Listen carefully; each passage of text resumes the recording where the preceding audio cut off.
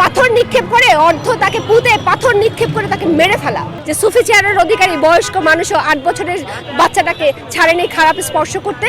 যখন নারী প্রতিনিধিত্ব বেড়ে যাবে তখন নারীরা নারীদের জন্য একটা ভাবতে পারবে, একটা কথা বলতে পারবে। যত দ্রুত সম্ভব বিচার কার্যক্রম করতে হবে।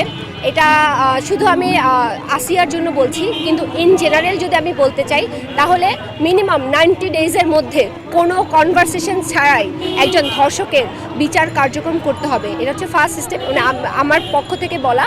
আর সেকেন্ড হচ্ছে একটা ধর্ষকের মানে নজির মানে এক্সাম্পল একটা বিচার করতে হবে। যেমন হচ্ছে আমি জানি না, এটা শুনতে হয়তো বিভৎস লাগবে আপনাদের কাছে, যে পাথর নিক্ষেপ করে তাকে পুঁতে পাথর নিক্ষেপ করে তাকে মেরে ফেলা। এটা ভয়ঙ্কর শোনাবে, কিন্তু যদি সম্ভব হয় বিচারের ব্যবস্থায়, যদি সম্ভব হয় প্রকাশ্য দিবালোকে একজন ধর্ষকের ফাঁসি ব্যবস্থা করা, যদি একজন ধর্ষককে প্রকাশ্য দিবালোকে ফাঁসি ব্যবস্থা করা যায় তাহলে 10টা ধর্ষক সচেতন হয়ে যাবে। সে ভয় পাবে সেকেন্ড টাইম আরেকজনকে ধর্ষণ করতে। সেহেতু এক্সাম্পল হয়ে যায়, জানে এমন একটা বিচার ব্যবস্থা শুরু করতে হবে। আপনারা সবাই জানেন আমি ধর্ষণ নিয়ে কথা বলেছিলাম 2 মাস আগে উপদেষ্টা হাসান আরিফের বিরুদ্ধে। তখন আপনারা কেউ বিশ্বাস করেন নাই যে 84 বছরের একজন বৃদ্ধ সুফি চেয়ারের অধিকারী তিনি কিভাবে ধর্ষণ করবে।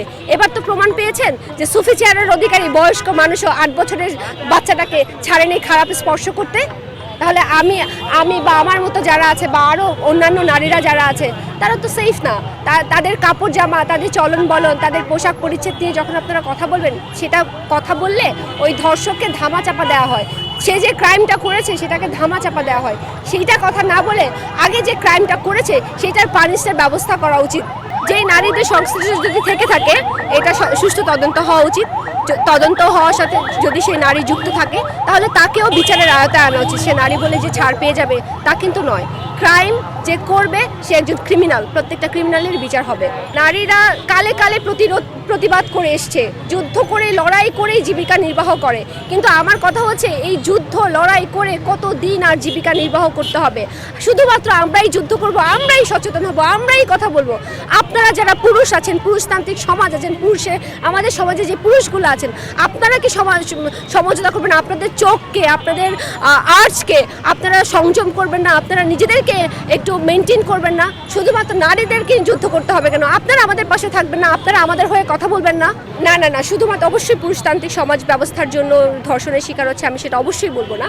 আমি বলবো যে রাজনৈতিক যে ব্যবস্থাপনা আছে সেখানে দেখেন নারীদের সিট কোথায়, নারীদের যে প্রতিনিধিত্ব সেটা কোথায়। যখন নারী প্রতিনিধিত্ব বেড়ে যাবে তখন নারীরা নারীদের জন্য একটা ভাবতে পারবে, একটা কথা বলতে পারবে। কিন্তু নারীদের প্রতিনিধিত্ব তো আমাদের দেশে নাই, নারীদেরকে পাত্তাই দেয় না। নারীরা যে কিছু করতে পারে, নারীদেরও যে প্রতিনিধিত্ব আমাদের দেশে দরকার আছে সেটা কেউ ভাবেই না। আমরা মুখে বলি নারী পুরুষ সমান, কিন্তু যখন আমরা সিটের কথা বলি, যখন আমরা প্রতিনিধিত্বর কথা বলি, যখন আমরা লড়াইয়ের কথা বলি তখন নারীদেরকে আসলে ওই খাটো করেই দেখা হয়। এটা একটা। আরেকটা হচ্ছে যে সচেতনতা। আমরা মনে করি যে রুরাল শ্রেণীতে যারা আছেন, গ্রামগঞ্জে যারা আছেন, তারা মনে করে যে যদি আমি বলে ফেলি ধর্ষণ হয়েছে তাহলে আমার বিয়ে হবে না, আমার বয়ফ্রেন্ড থাকবে না, আমি সমাজে মুখ দেখাতে পারবো না।